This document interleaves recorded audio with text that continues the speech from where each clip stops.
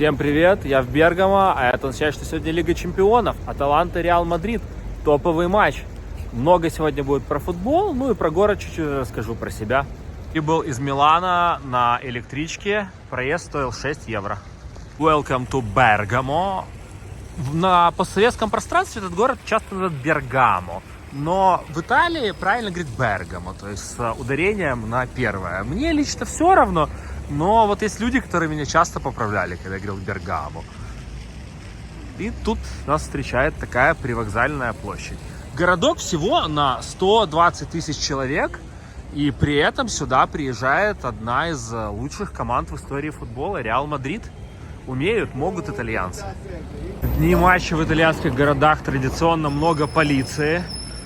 Вот они повсюду. Это при том, что уже, по идее, автобусы с фанатами и с командами проехали. Кажется, я слышал их мигалки. А тут у них рождественская ярмарка. То есть хоть городок небольшой, но все равно атмосфера праздничная, памятники, декор. И я думаю, что жители Бергамо, их называют бергамаски, сегодня надеются на рождественский подарок, что Аталанта одолеет Реал. Вот тут и звезда, и каток. Но, конечно, главные события сегодня будут разворачиваться совсем не тут. А вот стоят какие-то автобусы в сопровождении полиции. Может, на них сегодня будут доставлять фанатов Реала? Ну, если они, конечно же, у него есть. Да ладно, есть, конечно, будет полный стадион фанатов Реала, я думаю, сегодня со всего мира слетятся поддержать свой клуб.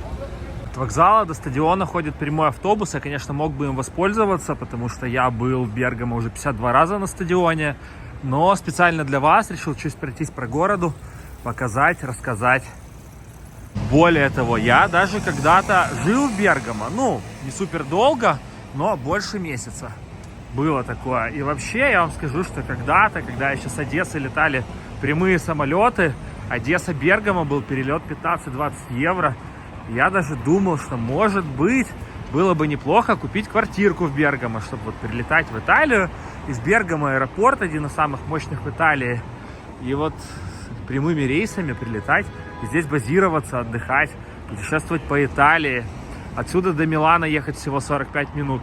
И тут адекватные цены на квартиры, чего не скажешь о Милане, где 250-300 стоит очень скромная квартира, в которую просто можно зайти. Не говоря уже как бы про крутые квартиры. Это порождает много сложностей. Кстати, вот там вот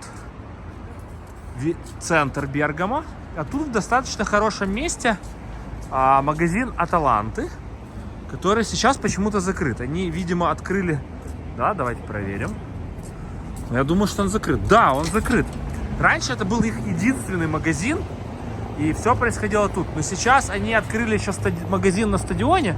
Поэтому я думаю, что в обычные дни работают, может, оба, либо только этот. А в дни матчей вся торговля переносится на стадион.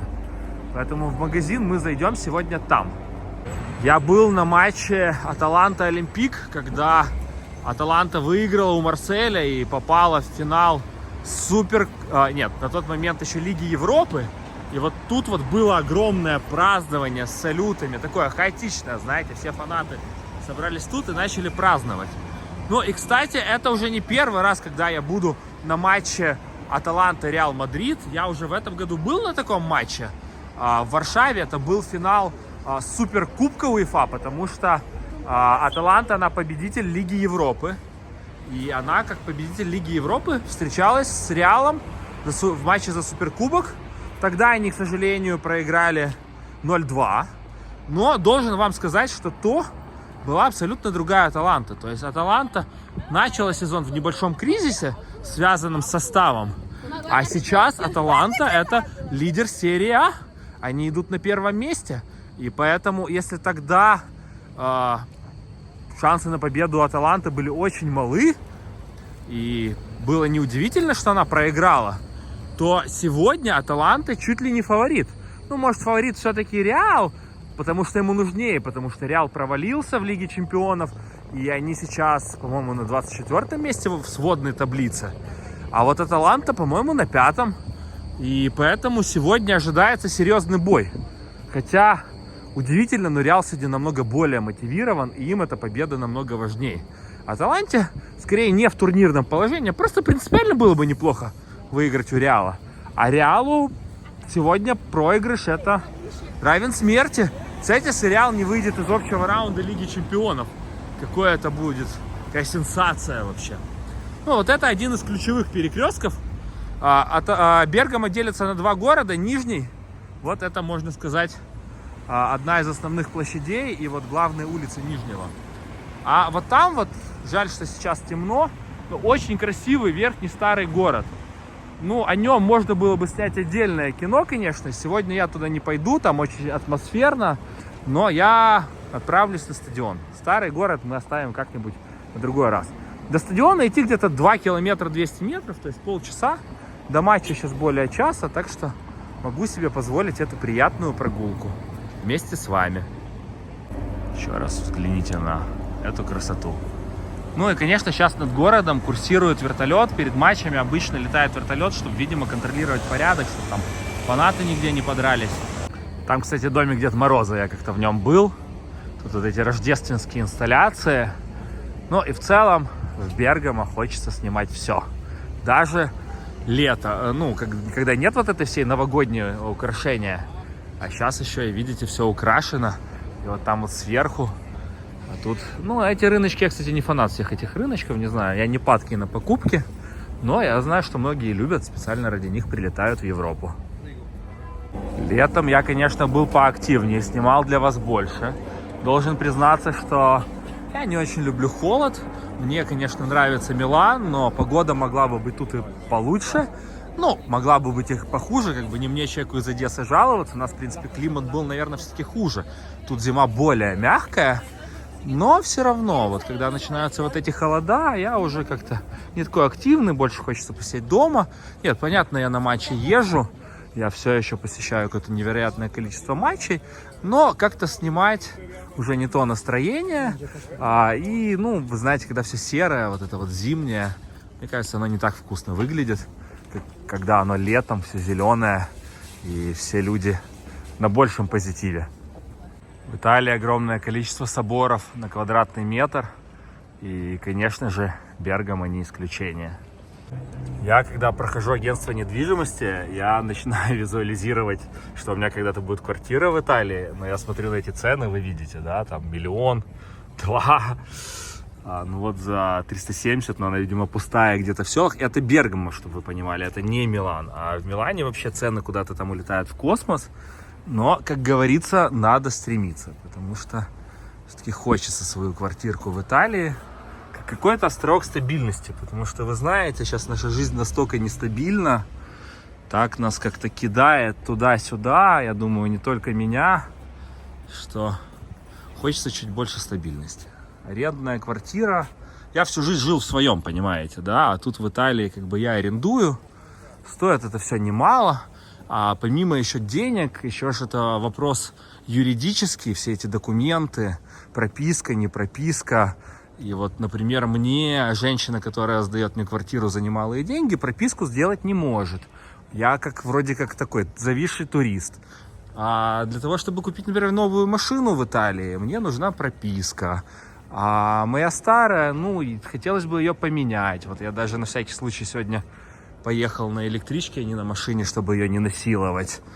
Ну, в общем, много-много мелких нюансов. Плюс ты без прописки в Италии, как бы, тебе тут везде не очень рады. Ты такой вроде как турист, а туристы рады только в туристических местах, когда он наставляет оверпрайсы.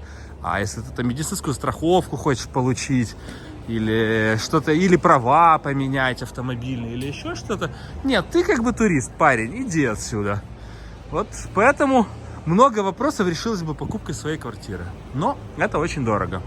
Но вы знаете, как бы у кого-то самолеты, виллы за сотни миллионов и так далее. Поэтому, в принципе, наверное, нет денег, которые невозможно заработать. Вопрос в наших мозгах, в нашей целеустремленности и, ну, наверное, в какой-то доле везения. Так что, кто знает, сегодня на электричке за 6 евро приехал. А что будет дальше? Знаете, есть люди, которые очень быстро и резко богатеют, и кто знает, вдруг я или ты, вот кто смотрит, одни из них. Ну, есть люди, которые много теряют тоже в моменте. Всякое бывает. Надеюсь, мы с вами не из них. Но все вот эти итальянские заведения, это очень атмосферно. Это одна из главных улиц Нижнего города, тут довольно атмосферно, но это все меркнет по сравнению с тем, что тут творится в Верхнем городе. Потому что Верхний город — это старый город, он находится на горе, когда-то это была крепость. Что вы знаете, они тут в Италии все время воевали между собой, и чем крепче была крепость, тем им было спокойней. И вот Верхний город — это такая, знаете, настоящая средневековая Италия. И там очень интересно и красиво. Но тут тоже неплохо. Тоже очень по-итальянски. Вообще, Бергамо — это такой богатый аристократический итальянский город, потому что тут развита промышленность, тут меньше миграция, и поэтому вот многие такие, знаете, настоящие итальянцы, вот эти все взрослые пары, которые им по 90, но они очень красиво и стильно выглядят, вот их как раз можно встретить в Бергамо. Такая итальянская аристократия. Вход в чей-то подъезд охраняет какой-то гусь. Ну и что, встретимся под гусем. Ну, кстати, приятно в Бергамо, в Милане и в остальных северных городах. Тут хорошо знают английский. Наверное, отчасти благодаря таким центрам изучения английского. Но вот на юг Италии уезжаешь, а там у людей уже с английским начинаются проблемы. Ну, или говорят во многих других странах. А в Италии, в принципе, если ты говоришь на английском, то, скорее всего, ты не пропадешь. Вот сейчас за мной идет человек в шарфике с матча Аталанта-Шахтер. Ну, приятно, видите, вот для итальянцев это важный матч был. Играть с Шахтером, у него матчевый шарфик.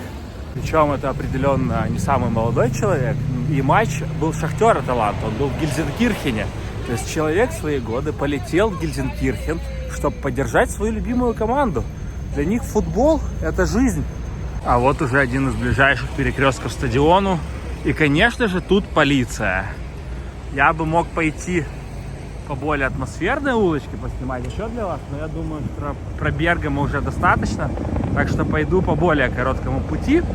И вот я, кстати, говорил про квартиру в Италии, но с другой стороны, такой как мир нестабильный, и начинаешь думать, а вдруг купишь квартиру в Италии, а тут тоже будут какие-то катаклизмы, вирусы, конфликты, еще что-то, или просто у меня мои личные обстоятельства поменяются, я решу, что, например, надо переехать в Испанию, или там захочу улететь на Бали и жить под пальмами и пить кокосы.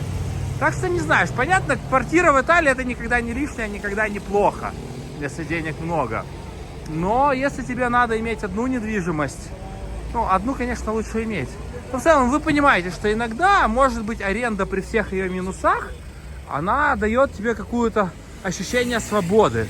А когда ты вкладываешь в крупную для тебя сумму денег какую-то недвижимость, она уже скорее тебя привязывает.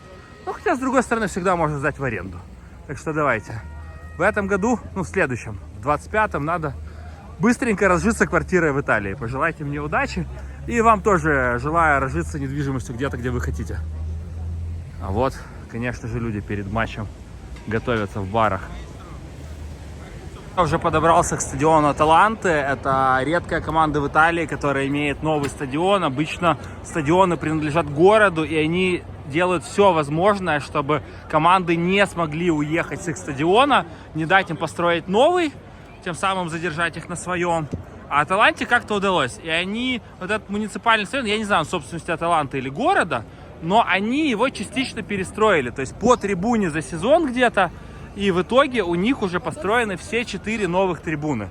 Вот эта трибуна, которая сейчас перед нами, она появилась только в этом году. Я еще был тут на старых трибунах. Это уже, я говорю, мой 53-й визит сегодня. Я тут сидел, когда она была старая. Обычно я сидел там на центральных. Но в этом году мне удалось схватить абонемент. Говорят, что они просто за минуты разлетелись на вот эту новую трибуну. Я, можно сказать, был на матче открытия этой трибуны. Сейчас вам, может, еще чуть покажу стадион. Вот барчик известный, в котором собираются фанаты Аталанты перед матчем. Вот менеджмент Аталанты решил, чтобы стадион приносил деньги круглый год. Сделали коммерческие помещения. Не все их еще сдали. Уже под той трибуной, которую перестроили раньше, там давно рестораны, Бургер Кинг. Тут вот они сделали билетную точку нормальную перед входом на стадион. Ну и фан-шоп, чтобы в дни матчей люди могли купить сувенирную продукцию в таких комфортных условиях прямо в кстати, в здании стадиона. Вот товары Аталанты. Форма очень, конечно, похожа на Интер. Вот Аталанта. Чао. Вот. Не знаю, я не фанат фаншопов. Говорят, не снимать. Вот можно взять шарф со всеми соперниками Аталанты в Лиге Чемпионов. Арсенал, с которым сыграли тут. Кстати, ничью Шахтер наш. А можете гнома себе купить. Вот такой вот эпичный вход на центральные трибуны Аталанты через вот такие вот ворота. Заходили когда через такие ворота на стадион? Очень круто. Причем это не самая дорогая трибуна. Хотя, говорят, абонемент на сезон тут стоит 1000 евро. То есть дорогие трибуны, они на другой стороне. Это просто центр дешевой стороны, так сказать. И вот такой эпичный вход. Медики на месте. Тут сторона самых активных ультрас Аталанты. Говорят, они любят приезжать на матчи на мопедах. И вот тут и Бургерная, и Бургер Кинг. Я, кстати, был как-то на их фан-трибуне. Вот как раз на полуфинале с Олимпиком удалось взять туда билеты. Ну, не знаю, в Бургер Кинг, наверное, уже нет времени заходить. Пойду на всякий случай на стадион. А то Лига Чемпионов. Я думаю, что может будет какой-то предматчевый перформанс. Не хотелось бы его пропустить. Ну и чуть больше времени вам расскажу про стадион. Вот видели, да, что фанаты Аталанты, они часто в таких военизированных куртках. Вообще север Италии, он такой достаточно воинственный. Забавно, только что перед входом случайно встретил моего знакомого из Македонии, который когда-то подписался на меня в Инстаграме. Потом он просил мне купить ему билет на миланское дерби для него и для отца. Я им тогда помог, он попал на дерби. И вот сейчас он прилетел из Приштины, из Косово, для того, чтобы завтра попасть на матч Милана с Цервеной Звездой. И они не поленились, приехали сюда без билета. В надежде тут что-то найти, но вряд ли, я не понимаю, что они вряд ли найдут. Потому что, чтобы вы понимали, у меня один мой другой знакомый, который очень активен в поисках билетов, и он пытался купить билет на этот матч, зарегистрировался, стал в очередь, пока дошел в очереди свободной продажи. Самый дешевый билет стоил то ли 250, то ли уже 350 евро, причем за достаточно, ну, такие посредственные места. Я сюда иду по моей карте фаната Аталанты. Сейчас вам найду ее, покажу, какая она красивая. Я ее спрятал уже в кошелек. Ладно, она была в других выпусках, вы уже ее видели. И у меня на ней сезонный абонемент на эту трибуну, которая стоила совсем недорого, но проблема была его купить, именно схватить. И я еще купил пакет на все матчи Лиги Чемпионов. Так что вот. Поход на Реал для меня оказался совсем несложный в плане добычи билета. Ну, потому что я подсуетился об этом всем заранее. А так, я думаю, что кто-то сегодня у перекупов и за 500, и за 600 евро покупает. Ну, что вы знаете, у Реала много богатых фанатов. Я думаю, что для фаната Реала и 800 евро иногда не проблема за то, чтобы попасть на их матч. Ладно, вот она моя карта Аталанты, все равно надо доставать. Сканирую. И все. Иду на стадион. Главное, когда-то не получить бан на стадионы Италии, потому что, говорят, всякое в жизни бывает. Вот это было бы обидно. Скажут: Михаил, вы ходите на слишком много матчей, отдохните. Очень символично, что сегодня в подтрибунке появилась реплика Кубка Лиги Европы, обладателем которой является Аталанта. И на правах обладателя которых Аталанта уже играла с Реал Мадридом. Вот тут вот пиво и Кубок Лиги Европы. Хорошее сочетание. А это, как я понимаю, сектор атрибутики фанатов Аталанты. То есть такая вот именно их фанатская атрибутика. Тут, видимо, и стикеры какие-то можете приобрести. Вот они, настрои фанатов Аталанты. Вот это что тут такое? Ну, люди отдыхают на футболе. Да, стикеры, наклеечки, вся продукция. Я думаю, что еще и перформанс будет. Цены на еду и напитки на стадионе Бергамо. Вообще, я этический идейный вегетарианец, но вы знаете, жизнь в Европе иногда надламывает принципы, и на стадионах приходится кушать хот-дог. Ну, неизвестно, есть ли в нем мясо, но вот так вот, жить в Европе не так легко, как кажется, потому что вегетарианских позиций тут нет, а перекусить хочется. Ну и все-таки я же не сектант, могу себе позволить, когда считаю это объективным. Кстати, это один из двух вообще трофеев Аталанты. У нее не так много трофеев. Вот это, кажется, Кубок Италии, может. Никогда не выиграли серию А, но кто знает, в этом году они второй после Интера претендент сейчас на победу. Там типа, не знаю, процентов 25 у них на то, что они выиграют. Так что все может быть, кто знает. Хот-дог стоил 5 евро, ну, достаточно неплох. Тут раздают флажки, собирают донаты для фан-движения Аталанты, для перформансов. Вот мы заходим на стадион. Полотно Лиги Чемпионов уже расстелено. Да, определенно будет какой-то перформанс. А вот там вот слева фанаты Реала в том углу будут. Да, все серьезно. Вообще, главная ультрас-группа находится с той стороны. Но тут есть свой заводящий, свои ультрас, свои группировки. И вот тут тоже поддержка не хуже. Но они, мне кажется, разные. То есть они не в унисон поют, не в унисон кричат. Какая-то своя тематика. На пару минут можете почувствовать себя на ультрасекторе Аталанты. А вот там вот делом испанцы. Ну, не все фанаты Реала испанцы, но думаю, что большинство все-таки, наверное, испанцы. Вот уже Бергамское море флагов. Кстати, вот эти все флаги, они были взяты за донат перед входом. То есть их тут бесплатно не раздают. Это все люди, несшие свое пожертвование в пользу Аталанты. Ну, фан-движение. Видите, навсегда. Магическая Аталанта. Только Аталанта. Так, Мбаппе только что был, Винисиус. Говорят, у них конфликт. Сегодня вроде, или вчера, Винисиус сказал, что чуть ли он не собирается уходить из Реала. Как я понимаю, они с Мбаппе могут не поделить место на левом фланге атаки. Оба хотят там быть, и якобы, что, возможно, это будет в пользу Мбаппе. Ну, а Аталанта молодцы. У них сейчас лучший нападающий серии А. Стратегия. Ну и в целом они больше всех в серии А забили голов сейчас. Причем Аталанта на полном ходу. У них, по-моему, 9 матчей подряд победы. Ну, а вот это вот новые, ну, как сказать, скайбоксы Аталанты. Там вот с едой люди смотрят на своих мягких диванчиках. Так, пошла объявление игроков Аталанты. Игроков Реала приветствовали свистом.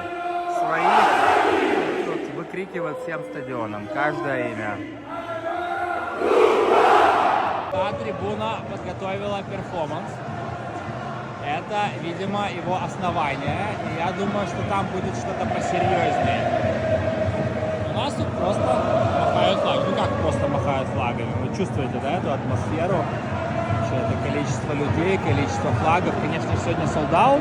И вот это мы сейчас смотрим с места, ну, формально за 45 евро. Ну, понятно, что его вряд ли кто-то мог купить за 45 евро. Реально совсем другая цена. Приезд Реала практически в любой город – это большой праздник. Тем более в город, где живет всего 100 тысяч человек. Вот так вот на ваших глазах появляется перформанс. Какой-то всадник, видимо. Ну, а Аталанта в этом году это своего рода действительно всадник на белом коне, которая ворвалась в прошлом сезоне в Лигу Европы. А в этом серии А блистает.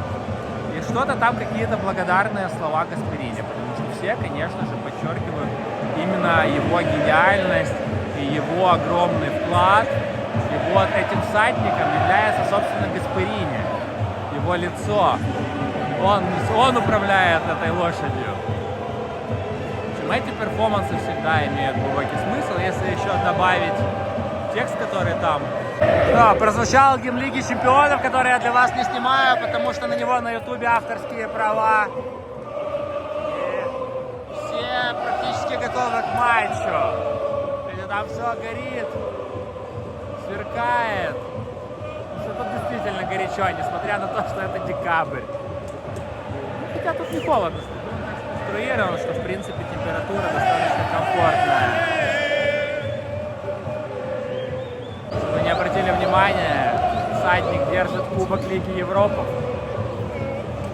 первый большой трофей Аталанты. Ну, будем надеяться, не последний. Вы знаете, мне Аталанта всегда симпатична на уровне многих. Ну, в общем, мне Аталанта симпатична. Она у меня в приоритете. Я все-таки обладатель абонемента на Аталанту. Так что чем лучше дела у Аталанты, тем мне приятнее. Тем больше крутых матчей я увижу на этом стадионе. И я думаю, что Аталанту ждет Евровесна. И я надеюсь, что я буду частью этой Евровесны. Пляски продолжаются. Ну, вот там вот основное движение. У нас там, знаете, там более радикальные ультрас, как я понимаю. А у нас тут более умеренная оппозиция. Ну, а по центру, вот там вот эта дорогая прямо трибуна, там элита сидит, я думаю, из Бергама и ВИП из УЕФА. А это просто центр, где тоже, я вам должен сказать, недешево, учитывая статус Аталанты, статус матчей, которые проходят тут, и их небольшую вместительность. Шахтер открыл счет в матче с Баварией. Вот это приятная новость. Ну, вы, наверное, уже знаете, когда смотрели выпуск, но я тут только что очень приятно удивился. Ну, а тут, кстати, на поле тоже порядок. Аталанта не отсиживается в обороне. Ну, они никогда не отсиживаются в обороне. Они активная команда. Прессинкуют и уже били поворотом Реала, кстати. Что немалого стоит. А вот там Мбаппе рвется к воротам. Но я в этом матче, вы понимаете, я за Аталанту. Если вы фанат Реала, конечно, извините, но будет круто, если Аталанта победит. К сожалению, Аталанта пропускает первое. Мбаппе забивает. Ну, не лучший стадион, чтобы он выходил из своего кризиса, мог бы там и оставаться. Но как есть, Реалу эти очки нужнее. Аталанта зарабатывает пенальти.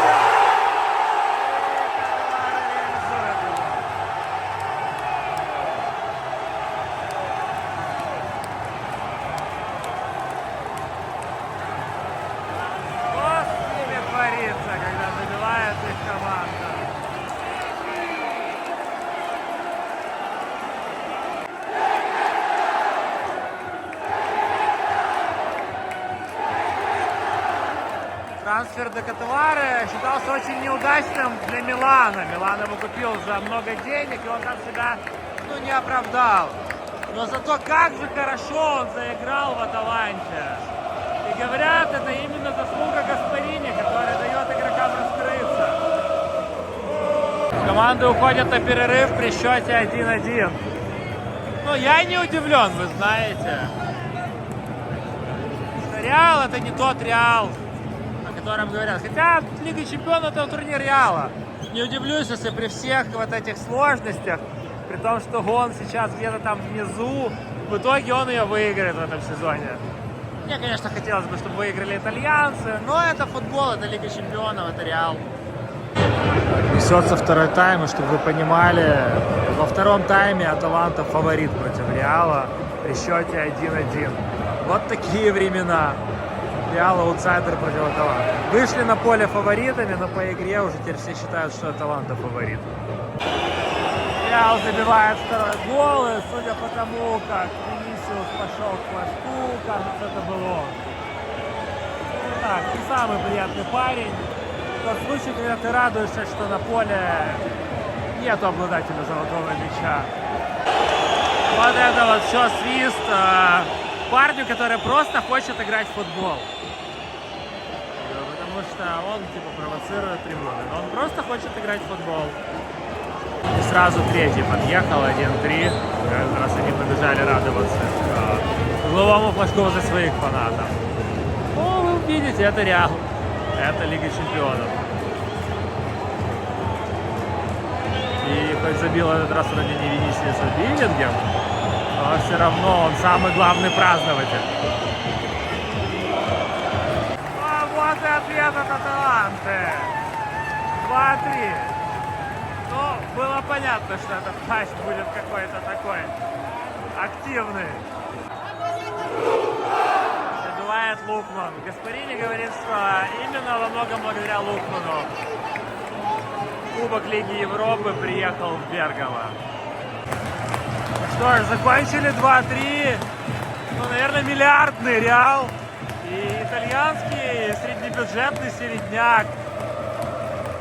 И итальянцы на 5-м месте начинали на Лиге Чемпионов. Реал где-то там снизу. Ну и была борьба. 2-3, это не фиаско. Это достойный счет для Аталанты в таком матче. При том, что им и не сильно нужна была победа. А вот Реалу очки жизненно важны были. Это футбол.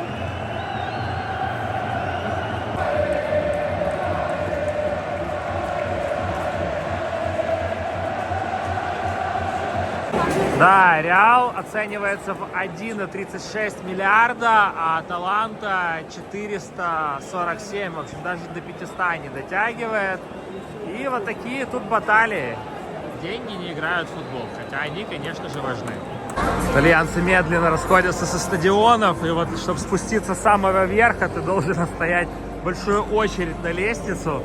Ну вот, зато я вижу вот такие вот красивые новые стадионы. Ну, не всегда новые в Италии, но точно атмосферные. То есть Италия не может вас покорить крутостью и новизной своих стадионов, но я вас уверяю, что по атмосфере итальянские стадионы, ну, одни из лучших в мире, скажем так. Не будем сейчас тут прям выбирать самых лучших, но точно они в топе.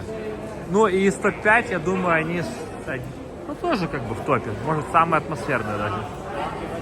И вот он, Кубок Лиги Европы. Кстати, когда-то он сменится на Кубок Лиги Чемпионов. Тут вот такая вот ушастая реплика будет стоять. Поезда из Бергамо в Милан уже не ходят. Последние там 9 вечера. Ну или в 11, я не помню, в 10.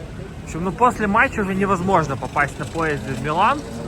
И неопытный путешественник подумал бы, что надо оставаться в Бергамо ночевать. Но я человек с большим футбольным опытом и туристическим. И покажу вам сейчас лайфхак. После матча есть бесплатные автобусы в разные абсолютно части Бергамо, в том числе к ЖД-станции. Говорят, даже бесплатные, не надо платить. Но я сразу куплю себе билет в аэропорт. Хотя улетать из Италии я не собираюсь. Но вот прямо в автобусе можно купить билет в аэропорт. 3,50. Билет куплен. У меня недавно была тупая ситуация. Там вот так вот просто щелкаешь картой и типа билет оплачен. Я щелкнул, думал, что оплачено. У меня даже просигналилось, что оплачено. А зашли контролеры и сказали, что с моей карты не было списания. Ну, видимо, транзакция не прошла или что-то такое. И 100 евро штрафа. Неприятно из-за их технической ошибки. Но вы знаете, что контролеры билетов — это вообще самые суровые люди во вселенной, одни из. И они заведомо идут работать в профессию, в которой их просто все будут ненавидеть. Вы кого-то слышали, кто бы радовался, что его оштрафовали в автобусе там или трамвае? Все ведут к магазинам Аталанты. Ну вот я снова приехал в центр Бергамо. И тут я подожду автобус до аэропорта. Вот такая вот величественная базилика. А вот это один аэропорт. Если вы сядете на один без надписи аэропорта, вас могут увезти в другой район. Я так как-то попался, сел на другой первый автобус. Ну а вот этот везет в аэропорт. Автобус меня привез в аэропорт Бергамо, один из самых мощных аэропортов Италии. А тут уже стоят шаттлы, и за 12 евро, и за 50 минут или час я доеду до центрального вокзала Милана. В таком автобусе вот прямо у входа можно купить билетик. И наличные, и карта. Все организовано. Посмотрел статистику, хоть счет 2-3, но по статистике Аталанта полностью переиграла Реал. Просто в гол не залез, так могли бы и ничейку вырвать. В общем, на этом выпуск буду заканчивать. Я уже в автобусе до Милана. Оставлю вот тут или вот тут мой выпуск с матча Аталанта-Реал в Варшаве. Финал Суперкубка. Ну и вот тут вот тоже что-то вам YouTube посоветует от меня. Всем спасибо за просмотр.